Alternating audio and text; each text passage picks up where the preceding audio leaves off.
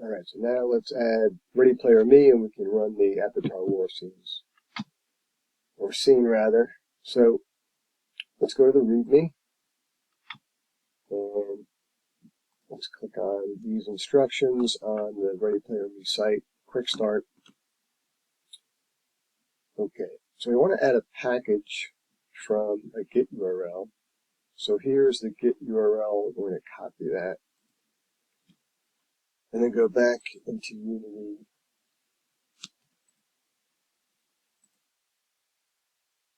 And bring up the package manager.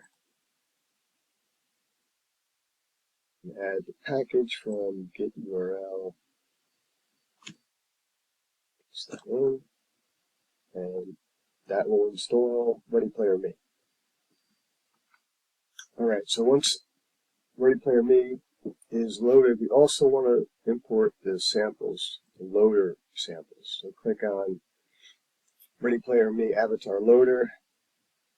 I'm not exactly sure which one to use, but I'm just going to import all of them.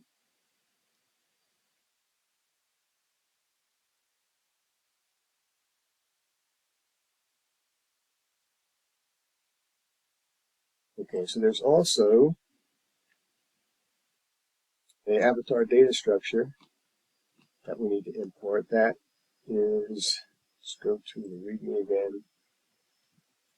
This is a data structure that represents the avatar that I created.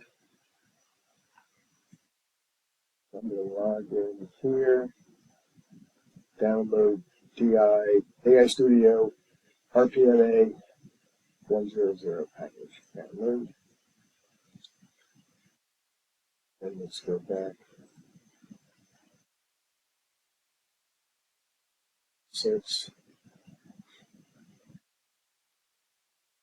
Import assets. Import package, custom package. And there we see, well, so I got to go to downloads. And let's click on this guy. This just has some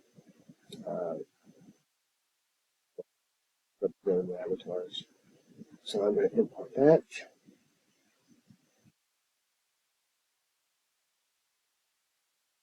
So now let's go to our Avatar War scenes.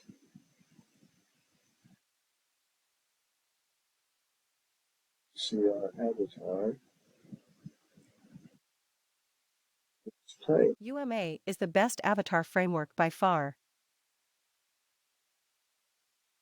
Oh, really, Jenny? What makes you say that? I believe Ready Player Me has its own advantages.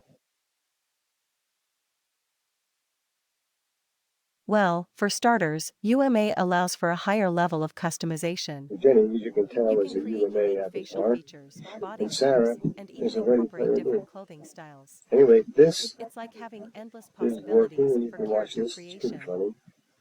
So let me stop going there. And that is how we add Ready Player Me to our AI Studio so you can run the Avatar War scene.